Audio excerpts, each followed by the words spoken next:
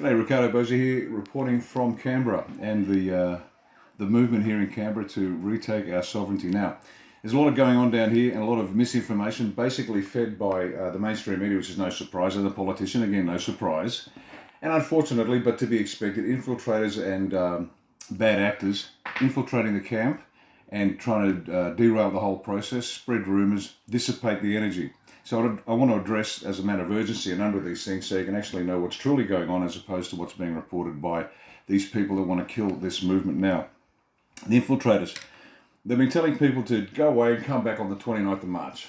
Now, as I've explained several times to the good folk down at Camp Epic, which is what we call the base camp down there at Exhibition Park, what they're trying to do is get everybody out of town, dissipate the energy, and then it gets cold and miserable, and no one's going to come back when it's cold and miserable.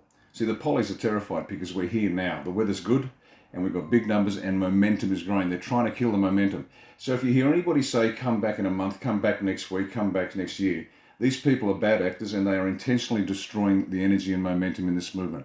Identify them, spot them, and don't listen to them. And you've got to scotch these rumours. The idea is we are here, and every day we should build up. And next Saturday is going to be a big day. So get here for next Saturday. This coming Saturday, get here for it. And be prepared to stay. Because the mood down here is we don't leave until we win. So that's number one. There are some people who indicate that they're the leaders of this group. And there's funny rumours going around. There's no leadership, there's too much leadership, there's not enough leadership. It's bizarre. But I can tell you this. Anybody that's telling you what to think, telling you what to do, are not leading. This is an organic movement. The people have to decide for themselves what and how has to be done. Now, this is lumpy and difficult, but this is part of the process. I mean, we're not sheep. You don't corral wolves. We're wolves. We've got our eyes in the front of our head and we're predators.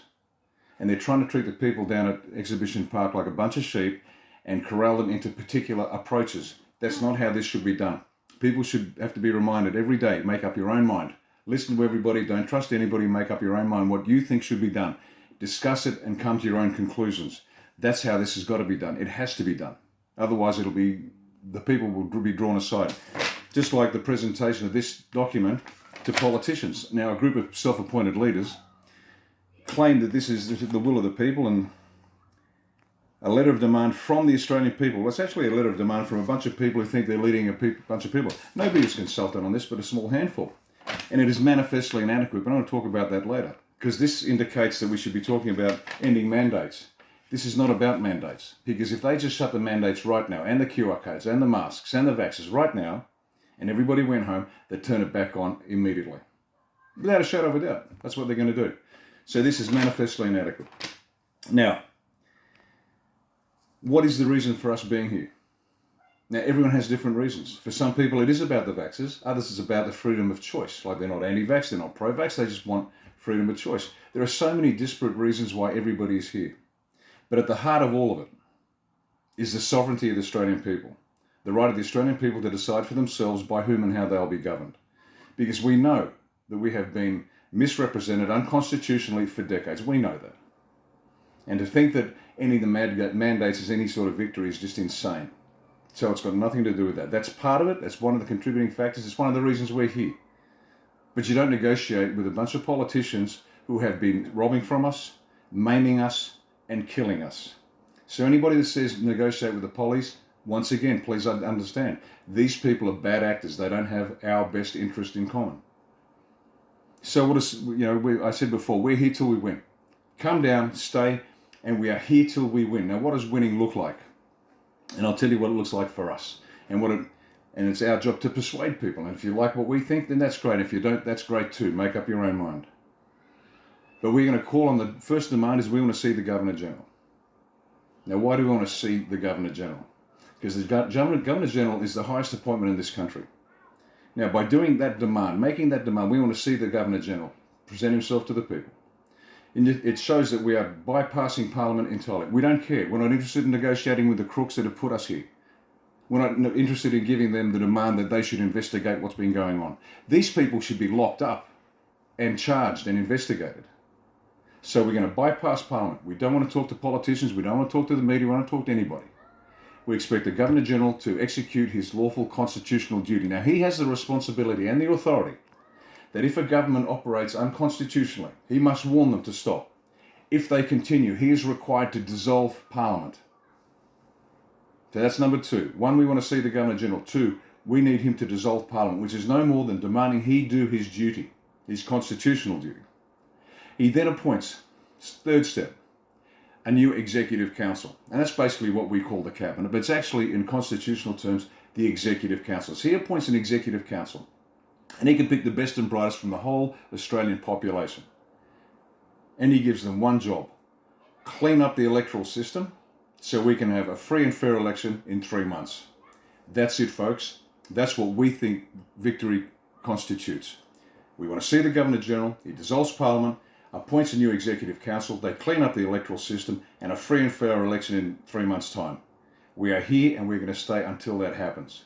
Now, why is that so important?